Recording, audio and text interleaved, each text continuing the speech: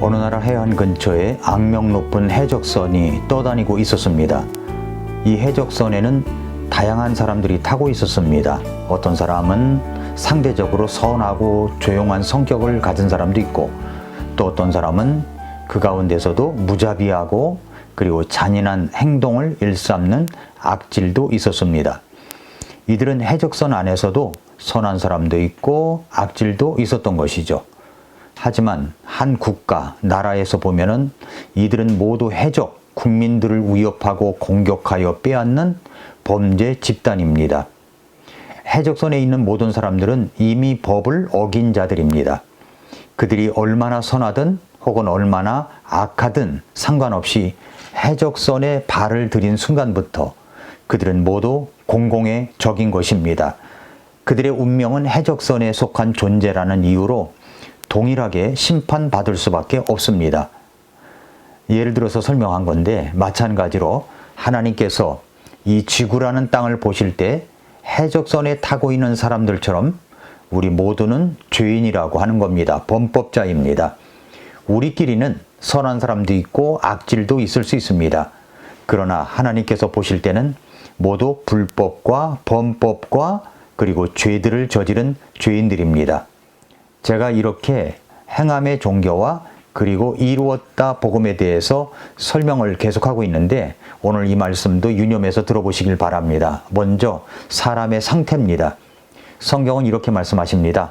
모든 사람이 죄를 지어 하나님의 영광에 이르지 못하더니. 로마서 3장 23절이죠. 로마서 3장 10절 이하에는 죄인이 아닌 사람이 한 사람도 없다는 말씀을 하십니다. 이것은 기록된 바 의로운 자는 없나니 단 한 사람도 없으며 깨닫는 자도 없고 하나님을 찾는 자도 없으며 그들이 다 길에서 벗어나 함께 무익하게 되었고 선을 행하는 자가 없나니 단 한 사람도 없도다. 그들의 목구멍은 열린 돌무덤이고 그들은 자기 혀로 속임수를 썼으며 그들의 입술 밑에는 독사의 독이 있고 그들의 입은 저주와 쓴 것으로 가득하며 그들의 발은 피 흘리는 데 빠름으로 파멸과 고통이 그들의 길에 있어 그들이 화평의 길을 알지 못하였고 그들의 눈앞에는 하나님을 두려워함이 없느니라 함과 같으니라 라고 했습니다. 쉽게 말해서 이 말씀은 우리는 완벽한 사람도 없고 완전한 사람도 없다는 말씀입니다. 우리는 모두 죄인입니다. 의로운 사람은 단 한 사람도 없습니다. 우리는 여전히 상대적으로 다른 사람보다도 더 낫다고 생각할 수 있겠지만 우리는 여전히 해적선에 타고 있는 사람과 같습니다. 하나님께서 보실 때 모두 죄악 선에 타고 있는 사람들입니다. 그래서 하나님은 우리의 상태를 알려주십니다. 모든 사람이 죄를 지어 하나님의 영광에 이르지 못한다고요. 전도서 7장 20절에는 선을 행하고 죄를 짓지 않는 의인은 땅 위에 하나도 없다라고 했습니다. 그뿐만 아니라 이사야 64장 6절에서는 그러나 우리는 다 부정한 물건 같고 우리의 모든 의인은 더러운 누더기 같으며 우리는 다 잎사귀 같이 시들므로 우리의 불법들이 바람같이 우리를 몰아갔다라고 했습니다. 우리는 스스로 하나님께 다가갈 수 없는 죄인들입니다.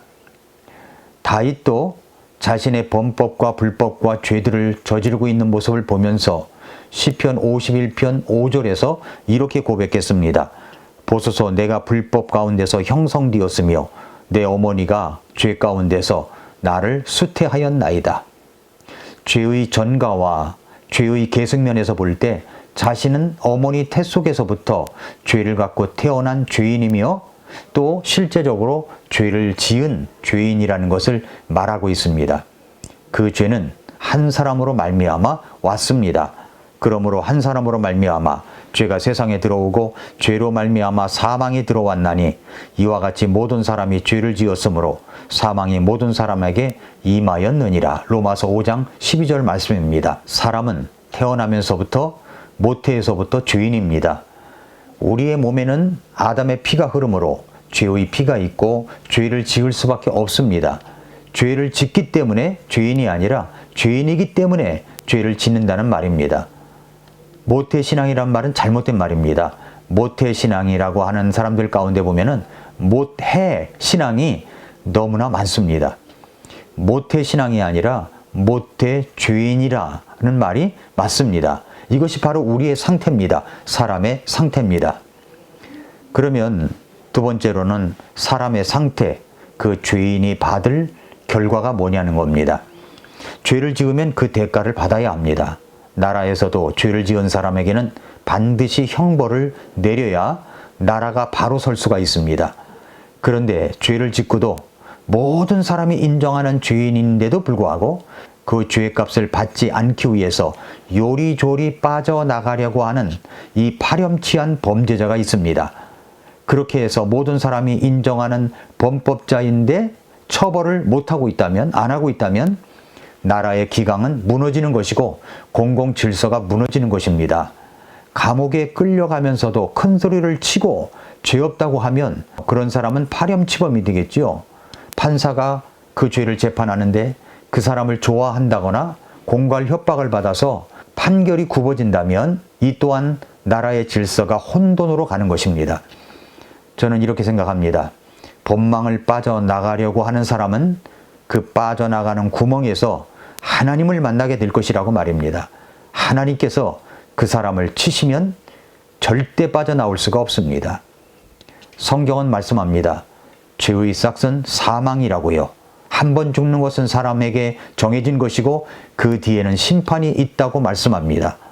요한계시록 21장 8절에서 그러나 두려워하는 자들과 믿지 않는 자들과 가증한 자들과 살인자들과 음행을 일삼는 자들과 마법사들과 우상숭배자들과 모든 거짓말쟁이들은 불과 유황으로 타는 호수에서 자기 몫을 받으리니 이것은 둘째 사망이니라 하시니라 라고 했습니다.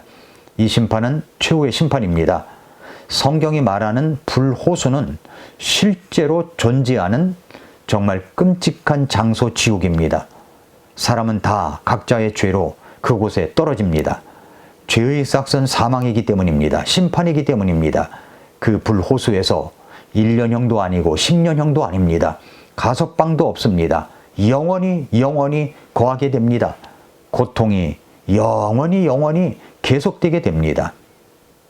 그러나 여러분 세 번째, 그러나 여러분 하나님의 선물이 있습니다. 로마서 6장 23절은 그냥 죄의 싹은 사망이다 라고 끝나지 않습니다. 이어지는 말씀은 정말 우리에게 지푸라기라도 잡고 싶은 심정에 희망을 주는 말씀입니다. 죄의 싹은 사망이나 그러나 하나님의 선물은 예수 그리스도 우리 주를 통해 얻는 영원한 생명이니라. 여기에 기적의 선물이 있습니다. 신용카드 한도액을 다 써버려서 카드 회사에서는 그 카드값을 갚으라는 통지서가 날아옵니다. 그런데 그 카드값을 갚을 수가 없습니다. 통지서에는 이자가 플러스 되더니 그 다음은 그 이자까지 합쳐진 금액에 또 이자까지 내라고 또 붙여서 또 날아옵니다. 그럴 때 내가 그 회사 대표에게 꽃을 보낸다고 합시다. 아니면 과일 상자를 보낸다고 합시다. 그러면 그 신용카드 회사가 탕감을 해줍니까? 안 해줍니다. 끝까지 추적하여 돈을 갚으라고 합니다. 종교란 무엇이냐면 돈을 갚아야 하는데 과일 상자를 보내거나 꽃을 보내는 것과 같은 것입니다. 마찬가지입니다. 죄값은 내 방식대로 갚으려고 하는 것은 종교입니다. 그러나 하나님의 방식을 따르는 것이 바로 복음입니다. 내 죄값을 갚기 위해서 내 방식대로 선한 일을 하고 교회도 잘 나가고 헌금도 잘하고 헌신이나 봉사를 잘한다고 해서 해결되는 것이 아닙니다. 그래서 예수님께서는 마태복음 7장 21절 이하에서 이렇게 말씀하셨습니다. 내게 주여 주여 하고 말하는 자가 다 하늘의 왕국에 들어가지는 아니하고 하늘에 계신 내 아버지의 뜻을 행하는 자라야 들어가리라. 하늘에 계신 내 아버지의 뜻대로 해야 들어갑니다. 그 아버지의 뜻이 무엇인가를 알아야 하는데 자꾸만 자기가 무엇을 했다는 것을 이야기만 합니다. 22절 이하에 보니까 그날에 많은 사람들이 내게 이르기를 주여 주여 우리가 주의 이름으로 대언하지 아니하였나이까? 주의 이름으로 마귀들을 내쫓지 아니하였나이까? 주의 이름으로 많은 놀라운 일들을 행하지 아니하였나이까? 여기 보니까 이분은 대단한 일을 많이 했습니다. 주님의 이름으로 대언됐습니다. 마귀들도 내쫓았습니다. 주님의 이름으로 많은 놀라운 일들을 행했습니다. 행했다고 하는 종교를 이야기합니다. 행함의 종교입니다. 두 종교입니다. 그러나 우리 주님께서 말씀하시는 것을 유념하게 들어보십시오. 그때 내가 그들에게 밝히 말하되 내가 너희를 결코 알지 못하였노라. 불법을 행하는 자들아 너희는 내게서 떠나라 하리라. 그렇습니다. 주님께서 인정하지 않으십니다. 카드값 갚으라고 하니까 꽃만 보내는 격입니다. 선물을 보내는 격입니다. 그렇게 해서는 안 됩니다. 단 하나의 지불 방법이 있는데 그것은 돈을 갚아야 하는 겁니다. 죄값을 해결해야 하는데 그 해결할 방법을 찾지 못해서 이것도 했다 저것도 했다 그렇게 행함만 이야기하는 것은 답이 아닙니다. 여기 단 하나의 지불 방법이 있습니다. 예수님께서 내게 주여 주여 하고 말하는 자가 다 하늘의 왕국에 들어가지는 아니하고 하늘에 계신 내 아버지의 뜻을 행하는 자라야 들어가리라고 하셨는데 그 아버지의 뜻이 무엇입니까? 아버지의 뜻은 요한복음 6장 40절에서 내 아버지의 뜻은 이것이니 곧 아들을 보고 그를 믿는 모든 자가, 여기 믿는 모든 자로 했어요. 믿는 모든 자라고 했습니다. 믿는 모든 자가 영존하는 생명을 얻는 것이니라. 마지막 날에 내가 그를 일으키리라 하시니라. 그렇습니다. 아버지의 뜻은 아들, 독생자 예수 그리스도이십니다. 그분을 믿는 자는 영존하는 생명을 얻습니다. 우리의 죄값에 대한 단 하나의 지불 방법은 예수 그리스도께서 십자가에서 흘리신 보배 피값, 나의 죄를 씻기신 피값입니다. 죄의 삭은 사망이나 하나님의 선물은 예수 그리스도 우리 주를 통해 얻는 영원한 생명이니라. 단 하나의 지불 방법은 하나님의 선물 예수 그리스도이십니다. 그분을 통해 얻는 영원한 생명입니다. 이것은 십자가에서 이미 이루어졌습니다. 그 아들 예수님의 피가 우리를 모든 죄에서 깨끗하게 해 주셨습니다. 이것이 바로 이루었다 복음입니다. 이루었다 복음, 던 복음입니다. 성도 여러분, 여러분은 이 복음을 받아들인 적이 있습니까? 요한복음 1장 11절, 12절에서 그분께서 자신의 땅에 오셨어도 그분의 백성이 그분을 받아들이지 아니하였으나 그분을 받아들인 자들, 영접이죠. 곧 그분의 이름을 믿는 자들에게는 다 하나님의 아들들이 되는 권능을 그분께서 주셨으니라고 했습니다. 요한복음 1장 11절의 사람은 받아들이지 않는 사람들입니다. 12절의 사람은 받아들인 사람들입니다. 여러분은 어디에 속한 사람입니까? 그렇게 예수님을 받아들인 적이 분명히 있습니까? 거듭 강조하는 이유는 이것이 정말로 중요한 복음이기 때문입니다. 우리는 행함의 종교를 믿는 사람들이 아닙니다. 이미 이루었다 복음을 믿는 사람들입니다. 오늘도 미라클 모닝입니다.